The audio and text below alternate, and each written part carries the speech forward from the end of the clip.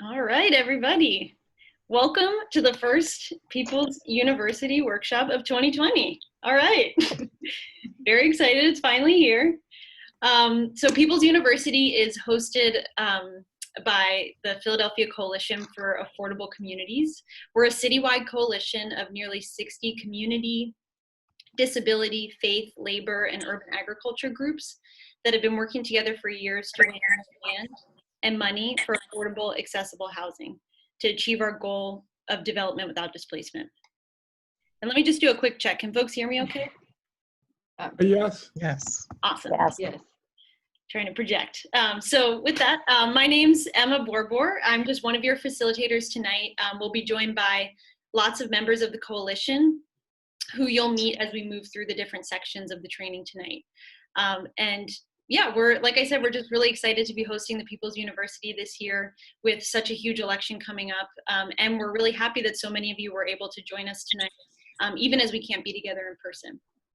So to kick us off this evening, we want to encourage everyone who has access to the chat box to open that up and answer our intro question. What is something that's making you feel hopeful right now? So go ahead and put that in the chat. What's making you feel hopeful?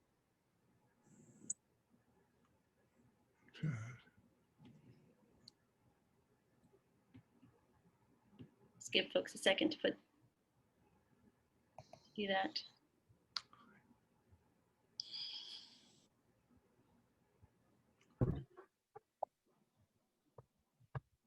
All right.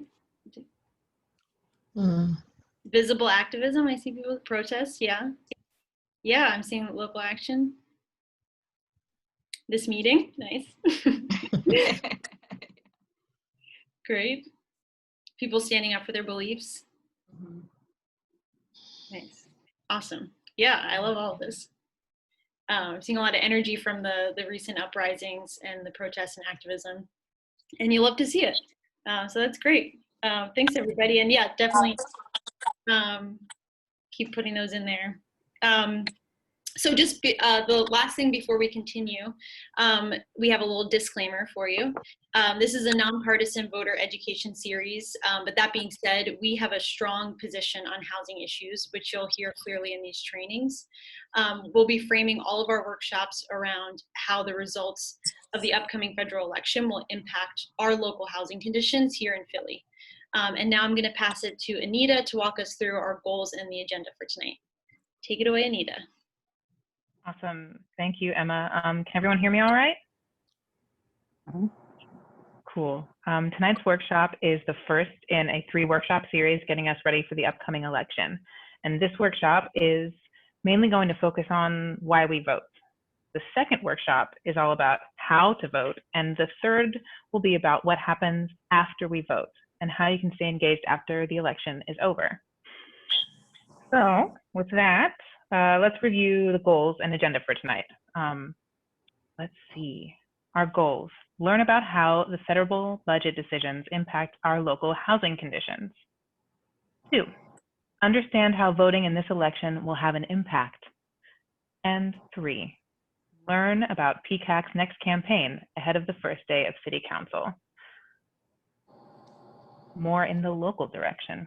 Okay, and our agenda tonight is a welcome and chat. We did that. Right now we're going over the goals and the agenda. Next up, budget priorities, activity, and a pair share. We'll be splitting off into groups. How exciting. Meeting new people. Next, how Philly impacts the federal election. PCAC's next campaign, and step 7, next steps, and a closeout. So, before we really get going, we also want to establish a set of group agreements while we're here in this space, caring for one another. The first on that is step up, step back. What that means is we want to make sure that everyone's voices will be heard. So if you don't usually speak up, go ahead and take that space. And if you usually speak up a lot, sometimes take a little step back. That's all. No question is a bad question is number 2. So if you have what you think is a bad question, you should just ask it, and then maybe a good question will come out that was hiding underneath. Or maybe your question that you think is a bad question will prompt someone else's brain to think of a good question. And let's see. there anything else to add? Are there any other agreements that people might think would be useful for us doing this work tonight? If you have an idea, go ahead and drop it in the chat, and we'll take a couple of minutes to see what appears.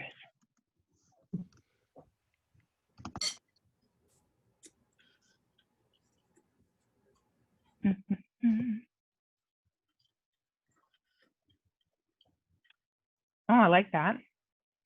Respect others' opinions, have fun. Those are awesome. Fun is important, especially now. Especially always. Let's be real. We gotta have fun, or else what's going on here?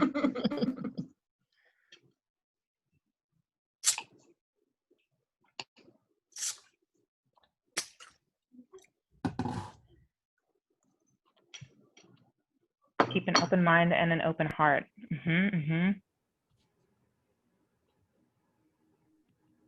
I see that someone asked the question, are we allowed to talk about the Republican candidate? I don't know, that's a great question. We could do a thumbs vote on that. No, yeah, you're allowed to, as participants, you can say whatever you want. We're just going to tell you in this training, but we're going to tell you how you vote will affect housing conditions here in Philly. Thank you. Because also, he is part of the election. Great. Okay. Oh, awesome. All right, that's my cue. Thank that you. Feels good? No, I think that's great. Emma, thank you so much. Go ahead. Great, awesome. So now we're going to dive into our first activity. So I want to welcome up Kadeen to kick us off. Hello, everyone. Can everyone hear me okay? Yes. Yeah. All right, so today our budget activity is going to focus on the federal budget. So the federal budget shows how the government is going to spend our tax dollars. And if you think about your own life, how you spend your money really shows your priority. For example, my family's priority right now is Amazon because we have boxes coming every day, right? But in all seriousness, it's the same. What the government chooses to spend our tax dollars on really shows their priorities and what they really value. So to start, we're going to do a brief activity to share what we think the federal government should value and prioritize. So here are the activity instructions, and as I talk, there will actually be a demo available so that you guys can see. We're going to do an activity where you get to put your tax dollars into categories that you think should be prioritized by the government.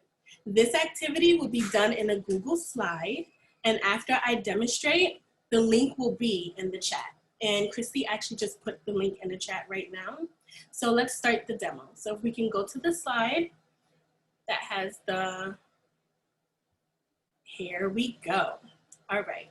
So once you click on the link, you're going to be taken to this interactive slide. This is what you call a live slide, which means we are all working on it and editing it together. But don't worry, everyone's participants is like anonymous. We won't be able to see who's who, okay? So here's what you do. Everyone gets 5 of these tiny little dollar signs in the right corner, and you are going to drag your 5 to whatever bucket you believe should be a priority. For instance, maybe you want to put 3 in housing and 1 in education. Then you just take your mouse and you drag the dollar sign right over to whatever bucket you would like. Thank you for that demo. Okay, so the link is actually in the chat. So we're gonna have everyone go right to the link and click on it. Remember, we're all in this together. And once you're in there, you could just start dragging your dollar signs. Ooh, I see some people now. I see a lot in education and housing.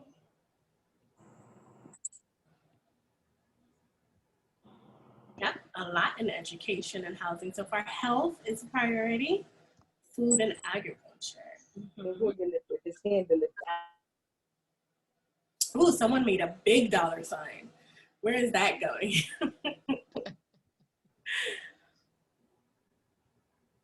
Okay.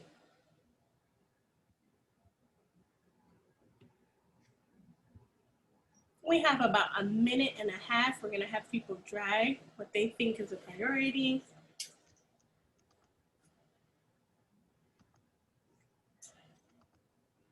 So someone lost connection, so they're asking if we can please repost the link. No problem, we'll repost it for you in the chat again.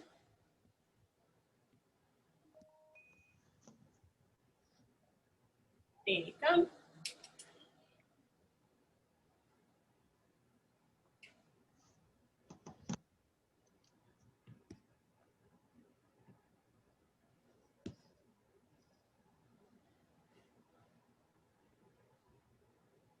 We still have a few more minutes, a few more seconds.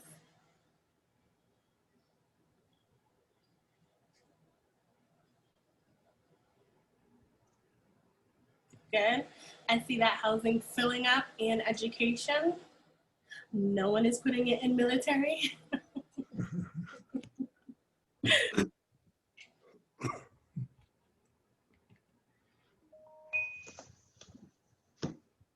Okay, and we're gonna wrap this up.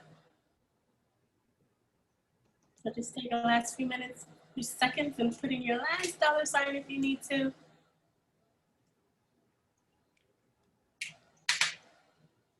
Okay, so let's take a look. So it looks like our priorities really weigh heavy in housing, health, and education. And now I'm going to pass it to Angie, who's going to talk about how is the federal government actually spending your money? All right, so like I said, thank you, Emma, for the introduction. We looked at how we would spend that money. Now, the federal government, it actually decides where our tax dollars go. We're going to see that. So there are two types of federal spending.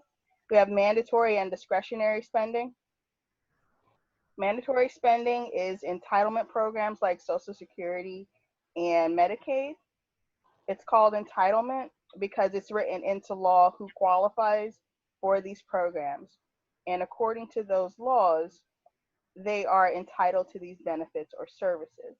That's why its spending is mandatory.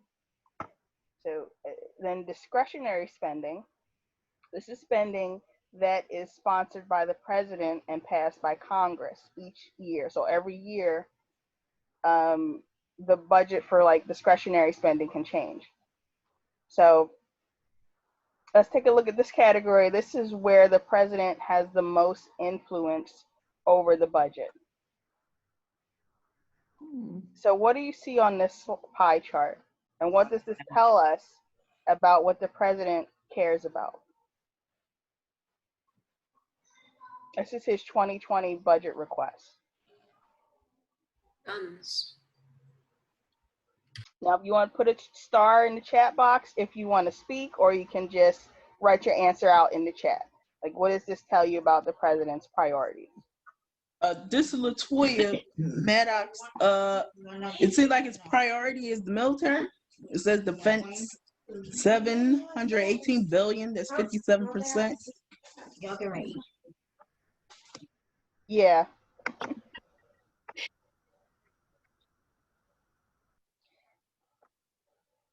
Yep, and we're seeing that in the chat too. Yep. Yeah. So yeah, he's definitely very he thinks a lot about defense.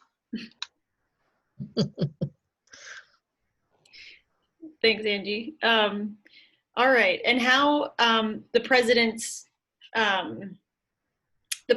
budget priorities and what the federal government funds has a really big impact on Philly. And that, you know, you see the sliver here, 4% for housing. That wasn't always so small.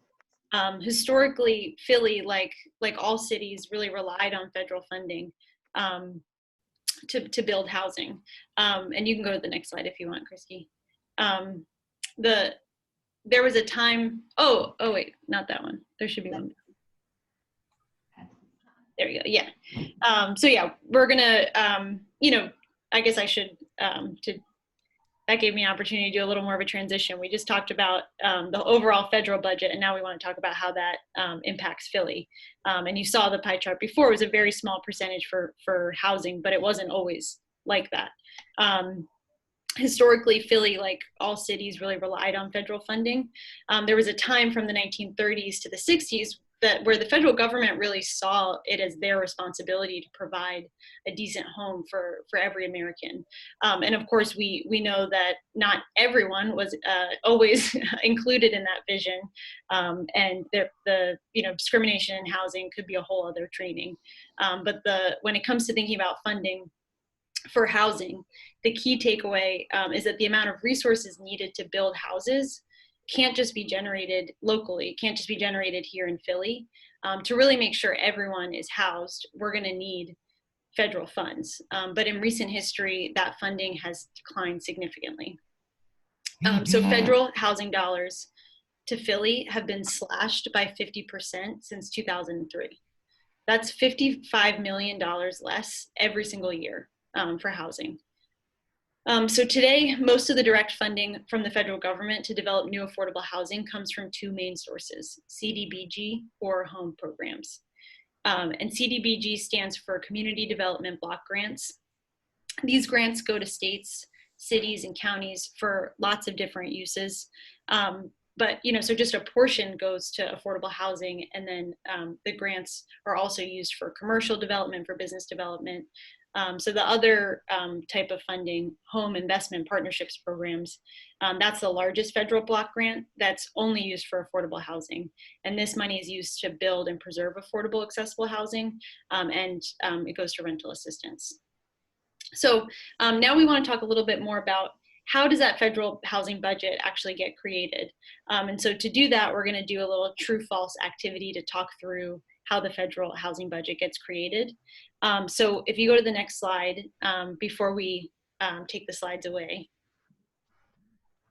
So we just want to make sure everybody knows how to get onto gallery view, so we can all see each other when we do the activity. No, it's going to be your people. If you look in the top right corner, Jackie, she's a coda. Yeah. you'll want to, if it says speaker view already, that means, well, you won't see it exactly this way because we're sharing the screen right now, but we're about to do it. If it says speaker view, you're already looking at it the right way. But if it says gallery view, go ahead and click on that in the top right corner so you can see everyone. So we're going to stop sharing the slides now. Awesome. So now I can see all your faces. So the way we're going to do this true false activity is basically just give me a thumbs up if you think it's true, and give me a thumbs down if you think it's false. So I'm going to read the statements, and Christy's going to put them in the chat as I say them. All right. So the first statement. Let me make sure I can see everybody. The first statement is most federal funding for housing programs is mandatory spending. So I'll say that one more time. Most federal funding for housing programs is mandatory spending. Do we think that's true or false? Ooh, you guys are good. Yeah, that is false. Most federal funding for new affordable housing and rental assistance falls under discretionary spending. So that's the one Angie was saying can change every single year. And that means, and it also means that there's no laws that guarantee that people get the support they need from federal funds. All right, so the second, I muted myself. The president puts out the first draft of the federal budget. True or false? Thumbs up or thumbs down? All right, I'm seeing some thumbs up. I'm seeing some not sure. This one's maybe a little tougher. So this is true. The president puts out the first draft of the federal budget. And what this really means is that the president sets the terms of the debate. So Congress is really reacting to the proposal that the president puts forward. All right, so then the third statement, the House and Senate then each work on their own budget resolutions and then send one representative to play rock, paper, scissors, and a best of 5 decides which version passes. Do you think this is true or false? Evan, do you think this is true? All right, that is false, yeah. So the House and Senate each propose and vote on budget resolutions, but then the differences are worked out in what's called conference, a negotiation called conference. All right, so this is our last true-false statement. The last one is, in President Trump's proposed FY 2021 budget, so that means that budget proposal that Trump sent to Congress, he proposed eliminating CDBG and home funding entirely. Do we think this is true or false? seen some true, yeah, unfortunately, that is true. So those the two main sources that I was saying before for funding of affordable, accessible housing. President Trump proposed cutting both of them entirely. And while, like we said, this proposal is going to have to go through Congress, and they likely won't allow a zeroing out, and that would be $4.8 billion to $0 for these programs. They likely won't allow a full zeroing out, but as we talked about, the president is really setting the terms of the debate. So his priorities really shape the way the budget negotiations unfold, and that means that we'll likely see cuts if President Trump continues to be in charge of the budget. And these cuts really have consequences. So that's what we want to talk about next to start to close out this section. It's not, us not getting this federal funding has real life consequences for everyday people in Philly. So by 2018, Philly had 53,000 fewer units that rent for $750 for a month or less than we did in Philly in the year 2000. So we're seeing a shortage of apartments or houses, units that are deeply affordable. So even before COVID, half of Philly renters, and these are connected, half of Philly renters were cost burdened, meaning that after paying their rent, they didn't have enough left over for other basic needs. And these are working people, struggling to make ends meet. And that's partly because the last thing we have here, Philly residents earning minimum wage can't afford an average 2-bedroom apartment unless they work 130 hours a week. That's 3 full-time jobs. So pretty unrealistic expectation. So that is kind of heavy, a lot to take in. And so I want to take a moment to see what people are, based on what we just learned about the federal budget and housing, what's your main takeaway here, or what's something new that you learned that you're reflecting on? And folks can go ahead and put a star in the chat as a way to raise your hand, or I can see some of you, so if you want to try and raise your hand, or you can type it in the chat. A few different options for folks.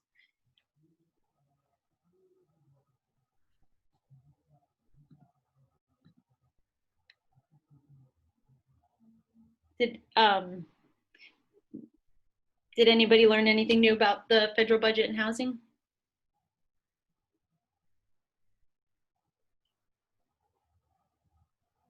Yes, that the president puts out the first draft of the budget. I thought it came from Congress first. I can't see who's talking, but It's Jackie Brown. I'm right next to you. oh. Well, in my view, I'm right next to you. See me now? Yeah. Oh, yeah, I see it now. Yes. Yeah. Thank you for sharing that. Yeah. He, the president, he and maybe someday she puts out the first puts out their budget proposal, and then Congress works on the budget resolutions and the budget bill based on that proposal. I am not surprised that he wants to eliminate CDBG funds entirely. I am not. Yeah. That is no surprise. Yeah. Anybody else want to share?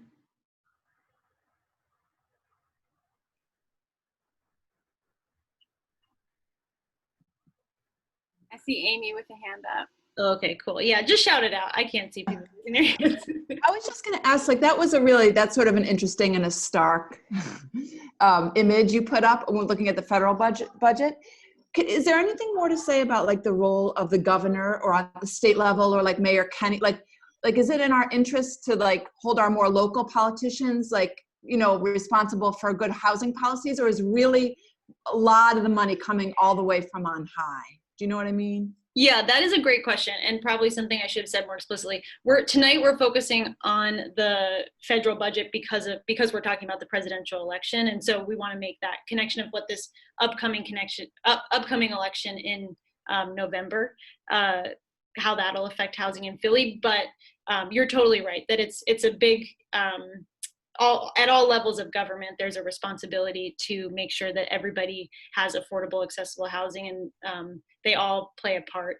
And we actually will be at the end of this session today, because the first day of council is coming up on September 10th, we actually are going to spend a little bit of time talking about how to stay engaged locally, because we know that's really important. And the presidential election is just one piece of the what we need to do to make sure that we realize our vision of everyone being housed and having development in Philly without displacement.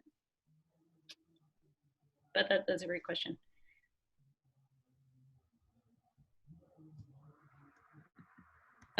There was no, I'm seeing in the chat, are they replacing these cuts with new programs?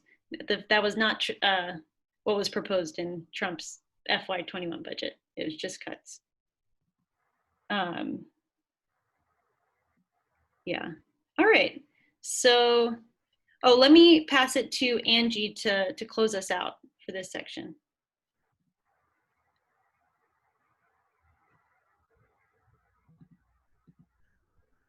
Angie, if you were talking, you're on mute.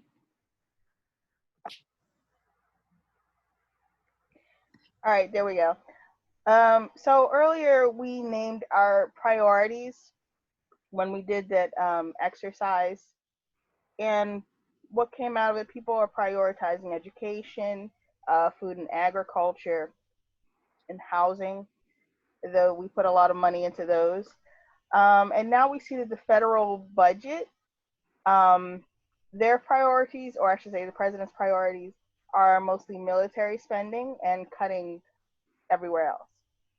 So to reach the scale of affordable, accessible housing needed in Philly, we need more federal funds.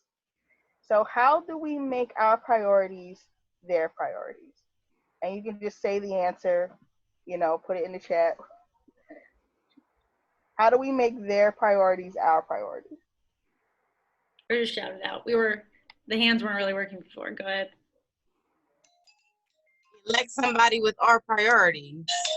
Yeah. Oh. Oh, I'm seeing voting in the chat. Yep, exactly. Voting. Voting is very important. Can I ask a question? Mm-hmm. What would need to happen for federal funding for housing to move out of the discretionary part of the budget into the entitled part of the budget? That's an awesome. Yeah. You'd have, basically Congress would have, sorry, is it okay if I take this one, Angie? Yeah, sure. Mm-hmm. Congress would have to pass a law. So a lot of the entitlements are things like Social Security, Medicare, Medicaid, and those were enacted through legislation by Congress. So if there was a law passed enacting a program that said, everyone who makes under this certain amount of money, you could do it a lot of different ways, but basically the simple answer, that's the one. Congress would have to pass a law. Okay. And it would be signed by the president. Yeah. Exactly. I'm seeing in the chat. It's not just about electing the president. There's a big presidential election coming up in November, but obviously he's not the only important office. And I'm also seeing organizing in the chat. Great. Awesome. So with that, I am going to pass it to Ebony. Thanks, Emma. All right, everyone. So now that we know how the federal budget affects Philly around housing specifically, let's talk and discuss if Philly can affect the outcome of this election. So first, we want to get a sense of how folks in this virtual room are feeling about a few things. So what I want folks to do is go back to the link that you used to participate in the budget activity, and Christy has reposted it in the chat, I believe. So you want to go to the chat, click on the link, and you want to go to slide 2. And so there are 2 questions, and the first question is, Pennsylvania is one of a handful of states that has a major impact on the outcome of the national election. So similarly to the first activity, you just want to grab the X from the bottom right corner and just place it on whether you agree or disagree. And I'll give folks a few seconds to do that. I see some folks are kind of in the middle. Lots of folks agreeing so far.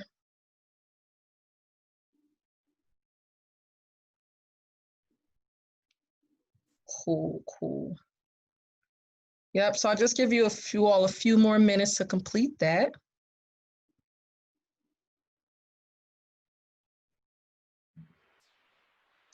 So the way things are shaking out so far is telling me that folks have already begun to do their homework, which is awesome. This is exactly what we want to see. It's going to make for a much more rich conversation. I'm looking forward. All right, looks like maybe everybody has placed their X. So we'll just go ahead to slide 2 now. I'm sorry, 3. And this is the final question. As a Philadelphian, my vote in the presidential election really matters. So go ahead and grab those X's and let us know if you agree or disagree with this statement.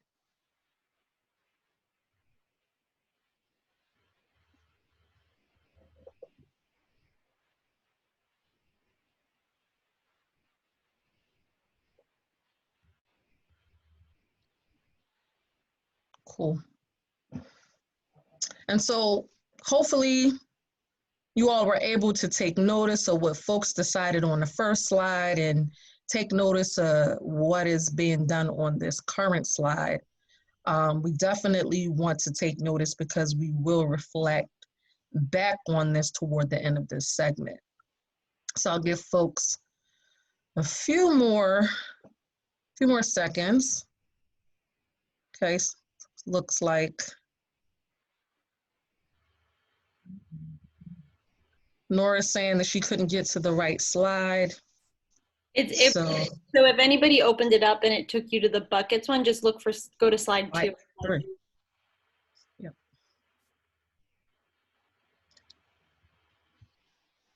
And if you are having trouble with the slide and you just want to tell me where to move an X for you, I'm happy to just move the X. Cool. Great. All right, so we got so far looks like, you know, got a little bit more variety on this one. Cool. So I think we can just go ahead and move on. I think we got a good sense of how folks are feeling so far. Cool. All right, so to truly understand Philly's role in this election, we have to understand the Electoral College. So we have a short video to watch that explains how the Electoral College works and why it's important to capture Electoral College votes. In this training, we won't get into whether the Electoral College is a good or bad thing. Rather, we're just going to focus on how things are done now and what we can do at the moment. So Christy, are you able to get that video going for us? Uh-huh. Awesome. All right, and if I could just get a thumbs up from 1 or 2 people when the sound comes on to make sure everybody can hear it, that would be great. Most people have heard of the Electoral College during presidential election years. But what exactly is the Electoral College? Simply said, it is a group of people appointed by each state who formally elect the President and Vice President of the United States.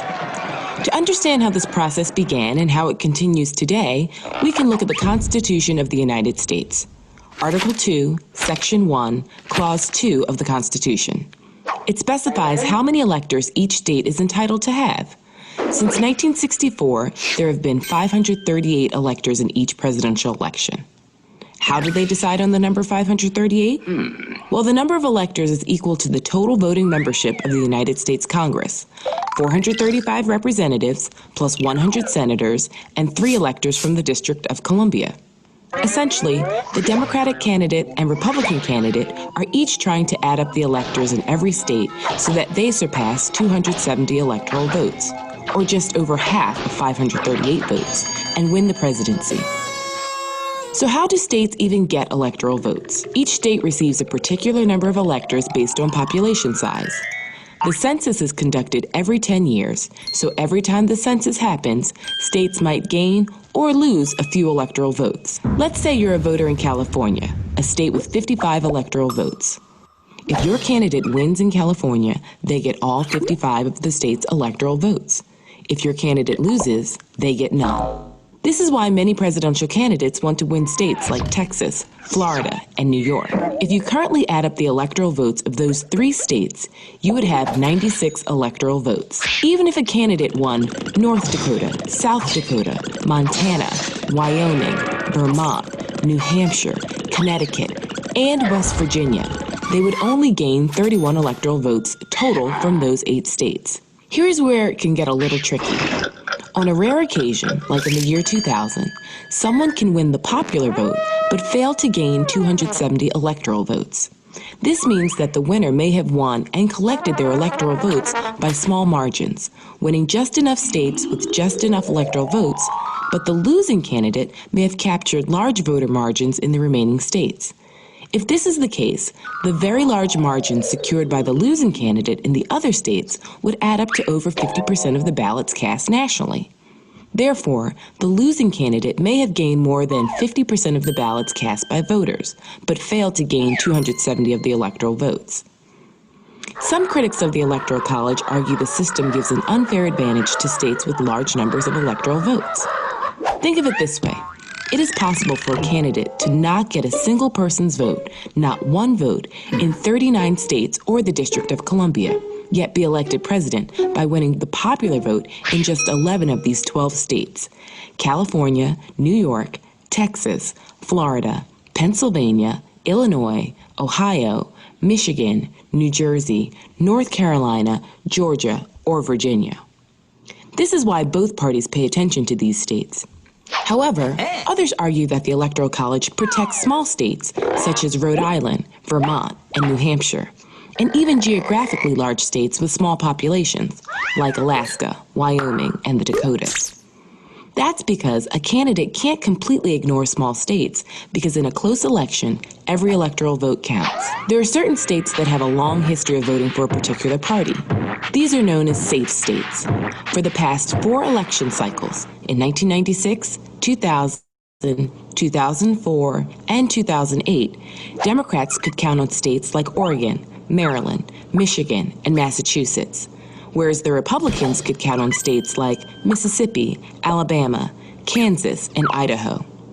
States that are teetering between parties are called swing states. In the past 4 election cycles, Ohio and Florida have been swing states, twice providing electoral votes for a Democratic candidate and twice providing electoral votes for a Republican candidate. Think about it. Do you live in a safe state? If so, is it a Democratic or Republican safe state? Do you live in a swing state? Are your neighboring states swing or safe? Is the population in your state increasing or decreasing? And do not forget, when you're watching the electoral returns on election night every 4 years and the big map of the United States is on the screen, know that the magic number is 270 and start adding.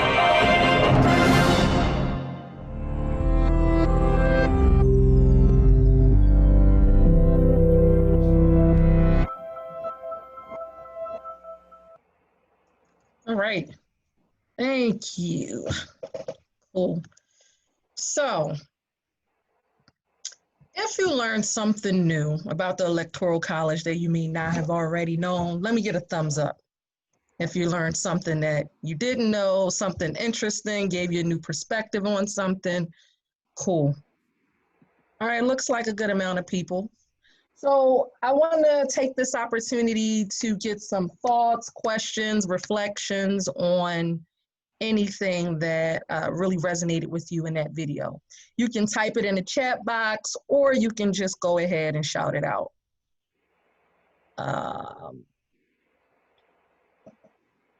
So I learned, well, I guess I kind of had a flashback to like other times where I was watching, like, you know, the night that they're talking about, okay, who's going to be president, and like I had gatherings. I remember watching when Obama, you know, when the night he won, in advance listening to people say, "Oh yeah, we got Florida or we got Pennsylvania." And I was like, "Yay!" I had no idea what that meant. So now, like listening to that, it's like, oh, that's what they meant by we got Florida, or you know, and being so excited about specific states. I didn't understand like why specific states were you know, highlighted during those times, but it makes a lot more sense now.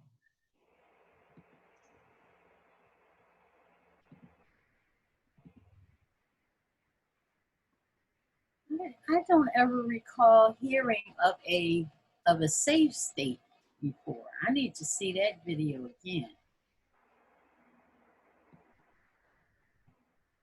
I just realized I think Ebony's frozen. I'll jump in until we get her back. Yeah, safe. So safe is basically the opposite of a swing state.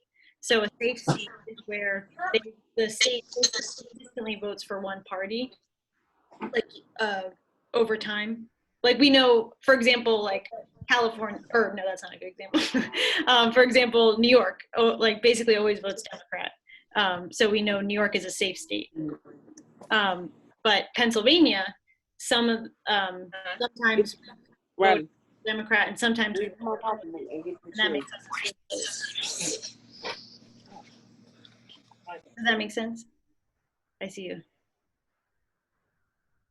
So what makes it safe? The fact that we can almost to 100% accuracy predict which party it will go for?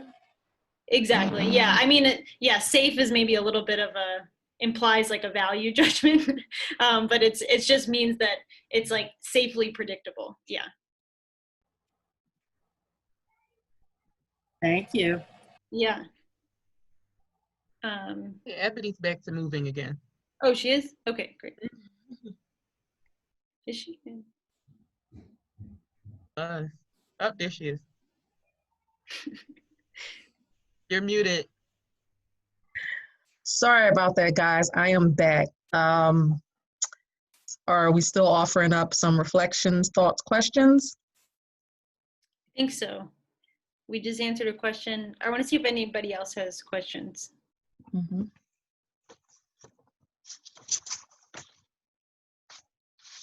And Pennsylvania is a swing state, right? Correct. Okay. Yes. All right, and if there someone was about to speak? Yeah, hi. How many electoral votes do we have in Pennsylvania? Like what number are we? Yeah, we have a map if you want to pull that We have up. 20. Oh, okay. And I think, yeah. So yeah, there's a map and Christy is gonna pull that up in a second. So this shows us what each state has in terms of electoral college votes. So I'll give folks an opportunity to take a few seconds to look at that. This is something that we can also share.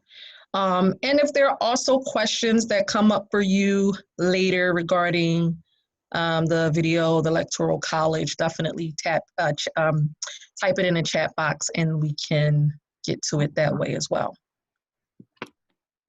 So if we don't complete the census, we could lose the electoral votes and maybe That's not correct. be a swing state anymore. I never heard That is correct. The amount of electoral college votes that we get depends on our population, which is. I never hear the Say it again, I'm sorry. About that. Yeah.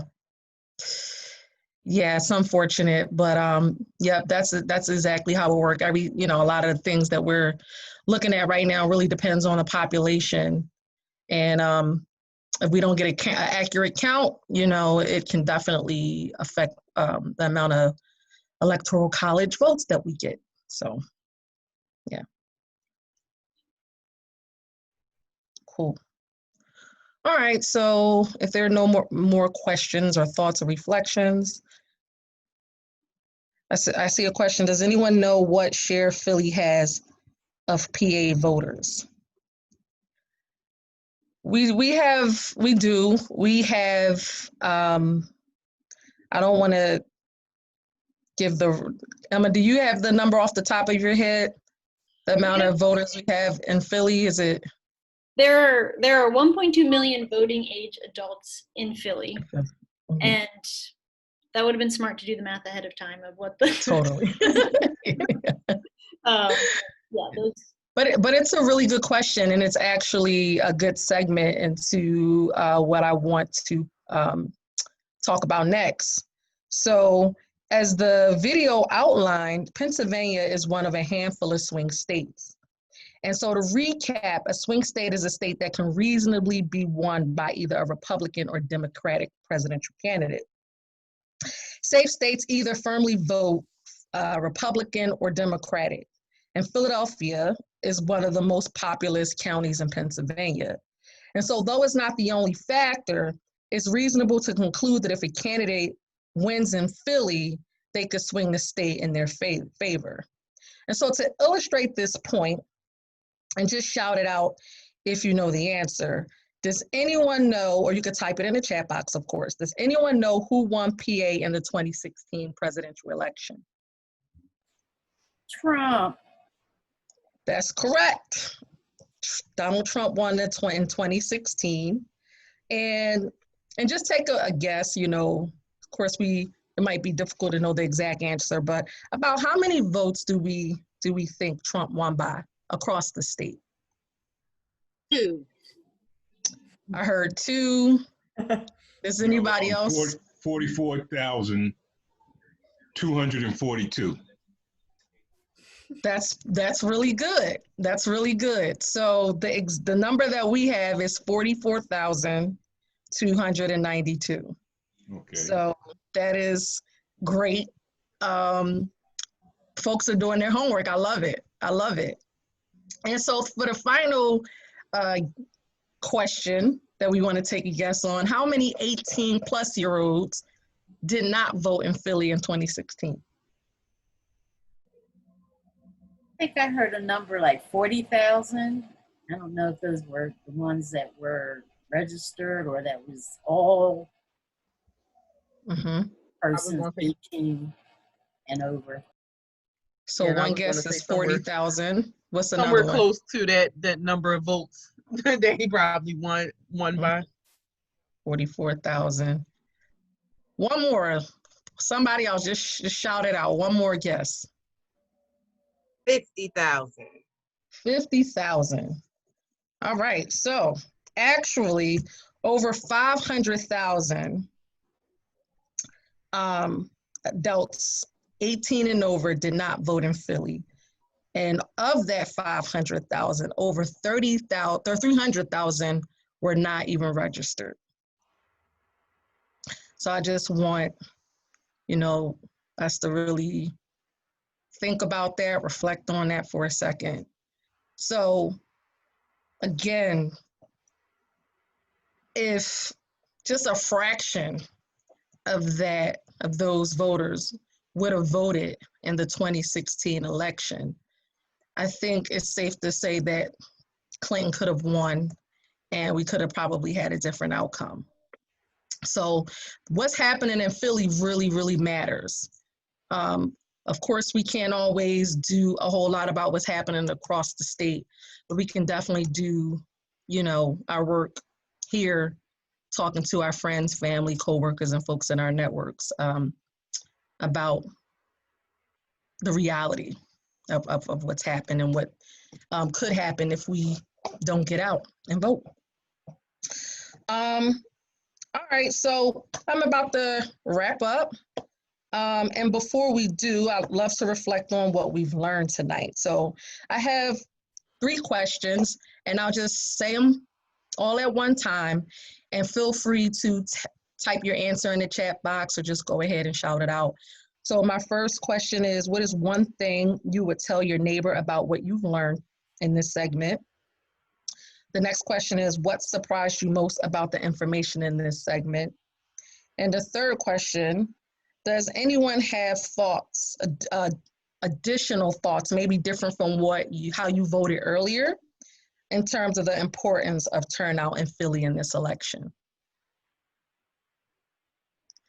I see in the chats, someone wrote their vote really matters. I'll tell them to go out and vote.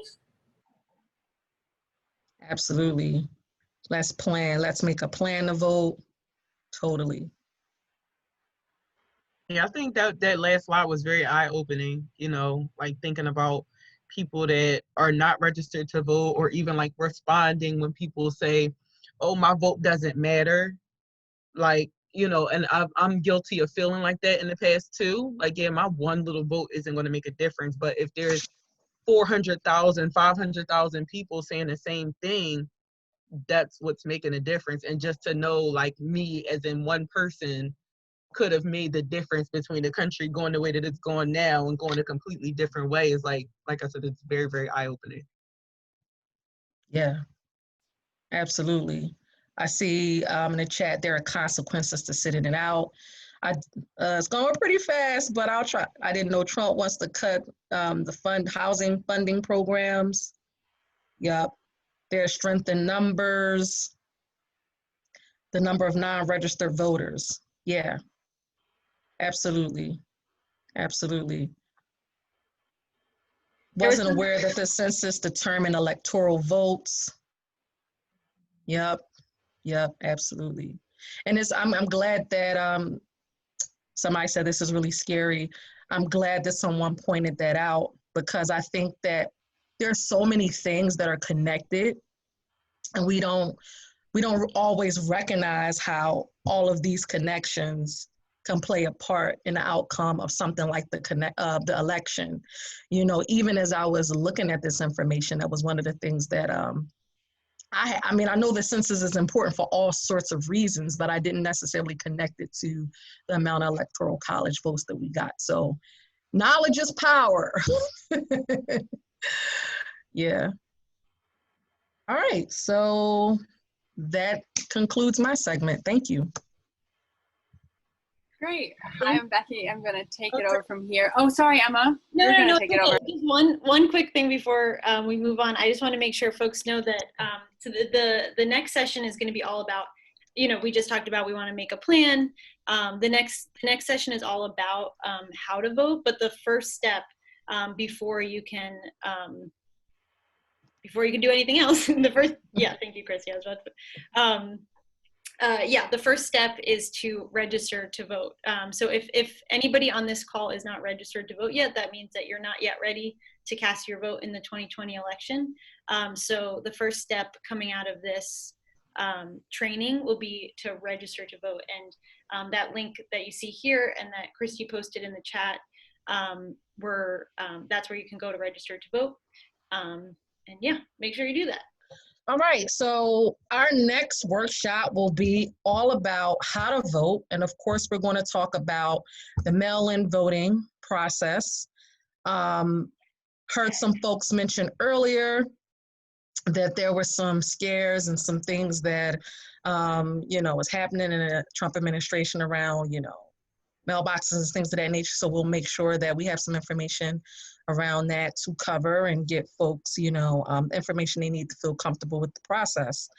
Our next workshop is going to be on Tuesday, September 22nd, same time. And I would love to get a really quick thumbs up if you plan on joining us. Let me see those thumbs up. Awesome. I see 2 thumbs up, even better. That's incredible.